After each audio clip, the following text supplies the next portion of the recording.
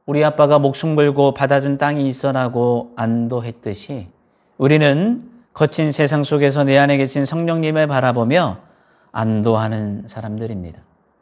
내 현실이 비록 사방으로 우겨쌈을 당한 것 같아도 내 뒤에는 온 우주의 주인이신 내 아빠가 계신다. 나는 결코 이 세상 속에서 버려진 고아가 아니다라는 이 확실한 믿는 구석을 가진 사람이 성경이 말하는 진짜 형통한 사람입니다. 아주 유명한 그 가수 중에 이찬혁이 있죠. 이찬혁이 전에 그 장래 희망이라는 곡을 발표한 적이 있습니다. 그가 마지막에 관에 들어가서 무대에서 나가는 그런 퍼포먼스를 보고 사람들이 저게 뭐 하는 짓이야 했지만 이찬혁이 말하는 나에게 죽음이라는 것, 천국이라는 건 그와 같다는 것을 말했습니다. 그러니까 그한테는 마지막 유업으로 받은 게 뭐예요? 천국이죠. 세상에서 소외받고 어려움받고 정말 수많은 고통 가운데 있었지만 내가 받을 유업은 천국이라는 유업이 있다는 것입니다. 내 사랑하는 사람들을 만나고 눈물이 없고 고통이 없는 그 천국을 내가 하나님의 유업으로 받았다는 확신이 있다라고 그는 고백하고 있는 것입니다. 오늘 삶의 무거운 짐 때문에 숨쉬기조차 힘들어하는 하나님 앞에서도 눈치를 보며 위축되어 계신 분이 있다면 마지막 나에게 유업을 주신 하나님을 우리가 기억할 수 있어야 됩니다. 낙심하지 말고 주머니가 비어있고 몸이 아플지라도 우리는 결코 실패한 사람이 아니라는 사실을 기억하셔야 됩니다. 이번 한 주간 그 든든한 아빠의 품을 내 인생 최고의 믿는 구속으로 삼아서 이 거칠고 아픈 현실을 당당하게 버텨내고 마침내 승리하시는 진짜 형통한 성도들이 되기를 주님의 이름으로 간절히 축복합니다. 아멘.